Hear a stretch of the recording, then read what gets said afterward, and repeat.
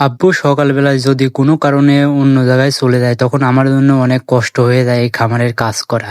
কারণ সকালবেলা উঠেই আমাদের গরুকে খ্যার দিতে হবে, খ্যার দেওয়ার পর গরুকে গোসল করাইয়ে তারপরে গরুকে পানি দিতে হবে। এই পানি দেওয়ার পর আমাদের আবার গরুর দুধ দহন করতে হবে এবং আব্বু থাকলে এইসব কাজ আব্বুই করতো, আমার আর করা লাগতো না। কিন্তু আব্বু আজ হাটে গেছে, এর কারণে আমার নিজেরই করা লাগতেছে। আসসালামু আলাইকুম। সকাল সকাল আমি বের হয়েছি, আমার আব্বু পেঁয়াজ নিয়ে হাটে গেছে। আজকের খামারে সব কাজ করতে হবে আমার। যে ছোটা এই খ্যার আমরা 25,000 টাকা দিয়ে কিনছিলাম কিছুদিন আগে, আমাদের গরুকে খাওয়াচ্ছি।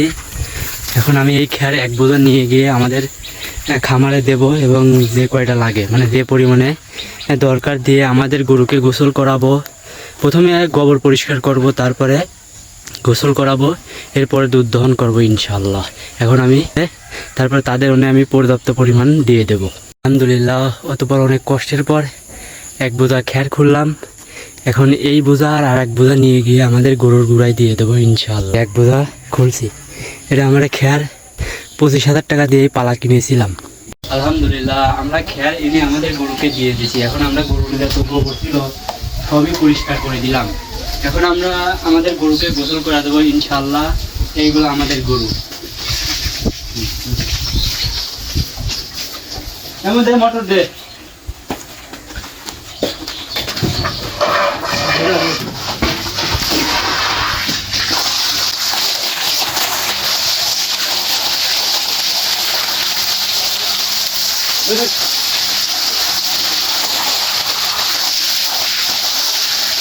আসসালামু আলাইকুম। আজ আমাদের খামারের সকালবেলার কাজ হলো আমাদের প্রথমে গরুকে পর্যাপ্ত পরিমাণে খ্যার দিতে হবে এবং খ্যার দেওয়ার পর তাদেরকে গোয়ালের যত গোবর আছে সবগুলো আমরা পরিষ্কার করে দেব।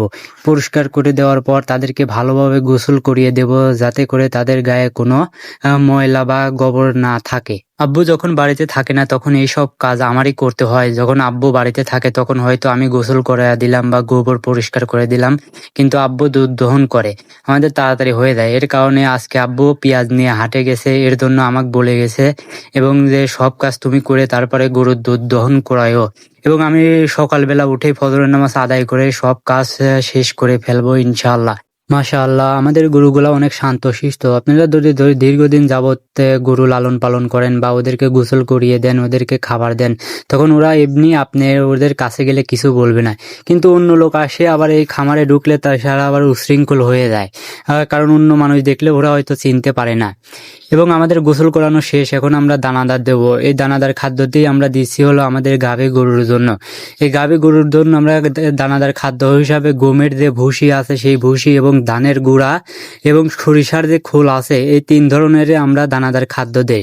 এর ভিতর আমাদের গরুর কিছুদিন আগে আপনার কৃমির ডোজ করা হয়েছে এবং তাদের লিভার টনিক খাওয়াইছি। পরবর্তীতে এখন আমরা তাদেরকে জিঙ্ক দেওয়া হচ্ছে এবং খালি আমাদের যে বড় গাভীটা আছে সেই গাভীটাকে জিঙ্ক খাওয়াচ্ছি।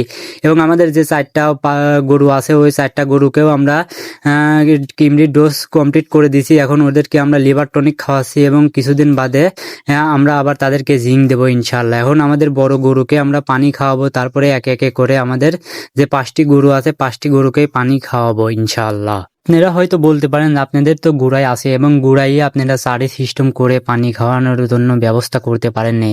আসলে আমরা করতে চাইছিলাম, কারণ ওই সারি সিস্টেম যদি আপনার পানি খাওয়ানোর ব্যবস্থা করা হয় তখন আমাদের আবার ঘাস কাটার জন্য মেশিন কিনতে হবে, কারণ আমাদের গরু অল্প। এখন যদি মেশিন কিনি আমাদের ভালো হবে না। এর জন্য আমরা ওই রকমভাবেই থুয়ে দিছি এবং আমরা যে ঘাস আমানি দেই এবং তারা আমানি খায়। যখন আমাদের আরও অনেক গরু হয়ে যাবে তখন আমরা আবার যে গুঁড়া আছে এই গুঁড়াতে আমরা আবার সারি সিস্টেম করব এবং সারি সিস্টেম করলে তাড়াতাড়ি করে তাদেরকে পানি খাওয়া দেওয়া যায় এবং আপনি দুইটাতে যে পরিমাণে পানি খাওয়াতে সময় লাগে আপনার 5-7টা গরুকে খাওয়াতে পারবেন। খালি আপনি দানাদার খাদ্য দিয়ে এবং পানি দিয়েই চলে যাবেন শেষ। কিন্তু এখানে তাদের সাথে থাকতে হয়, হয়তো তারা ঢেলে দিতে পারে, এর কারণে ভালোভাবে তাদেরকে যাচাই বাছাই করে পানি খাওয়াতে হয়। আলহামদুলিল্লাহ, খামারের অল কাজই আমি জানি এবং টুকটাক যত কাজ আছে সব কাজই আমি করতে পারি এবং আমাদের সমস্যা হয় না। হয়তো আমি বাড়ি না থাকলে আমার আব্বু করে, আব্বু বাড়ি না থাকলে আমি করি, আমাদের সমস্যা হয় না এবং এইরকমভাবে আমরা খামার পরিচালনা করি। আমরা কেউই একদার সেই খামারের কাজ করি না, কারণ আমাদের অন্য অন্য কাজও আছে, আমাদের কৃষি আবাদ আছে এবং আমাদের পাওয়ার টিলার আছে এবং আমাদের পাওয়ার টিলার দিয়েও অন্য মানুষের জমি চাষ করা হয়, সেই টাকায় সময় দেওয়া লাগে এবং আমাদের কৃষি আবাদ আছে এবং নানান ধরনের কাজ আমরা করে থাকি। আলহামদুলিল্লাহ আমাদের সব কাজ প্রায় শেষ। এখন আমাদের যে বড় গরুটি আছে এই গরুটি থেকে আমরা দুধ দহন করে তারপরে সেই দুধ আমরা ঘষে দিলেই আমাদের আজকের সকালের কাজ শেষ হয়ে যাবে। আমরা সেই সকাল 5:30 থেকে শুরু করছি, এখন আপনার 8টা বাজে এবং আমরা 8:30টার মধ্যেই আমাদের খামারের কাজ কমপ্লিট করে ফেলবো। আমি দুধ দহন করতে সেই রকম পারি না, আমি সেই রকম প্রফেশনালও না। এই দুধ দহনের কাজ আমার আব্বুই করে থাকে, আমি টুকটাক যখন আব্বুটা থাকে না তখন আমি করে থাকি এবং মাশাআল্লাহ আল্লাহর রহমতে আমি একবারে যে পারি না এমন না। হ্যাঁ আলহামদুলিল্লাহ আল্লাহ তাআলার রহমতে ভালোই দুধ দহন করতে পারি। আমি যখন প্রথম অবস্থায় আব্বুক থেকে এই দুধ দহন করা শিখি তখন এই দুধ টানার পর হাত অনেকটাই লেগে যায় এবং হাতের ভিতর ব্যথা করে, কিন্তু আস্তে আস্তে আপনারা যখন অভ্যস্ত হয়ে যাবেন তখন আর সমস্যা হবে না এবং আমিও অভ্যস্ত হয়ে গেছি। আপনারা যদি খামার পরিচালনা করেন আপনার সব কাজ জানতে হবে। আপনার কোনো কাজে লজ্জা বোধ করলে আপনি কোনোভাবেই খামার করে লাভবান হতে পারবেন না। আবার লোক দিয়ে কাজ করাবেন, সেখানে আপনার মেলা টাকা দিতে হবে, কিন্তু আমরা নিজেরাই করার চেষ্টা করি। ইনশাল্লাহ আমরা কোনো লোক মুখ দেই না। আমাদের জন্য দোয়া করবেন এবং আল্লাহর রহমতে আমাদের এই গরু থেকে ভালো পরিমাণে দুধ হয়। আমাদের জন্য দোয়া করবেন, আমার খামারের জন্য দোয়া করবেন। আসসালামু আলাইকুম রহমতুল্লাহ।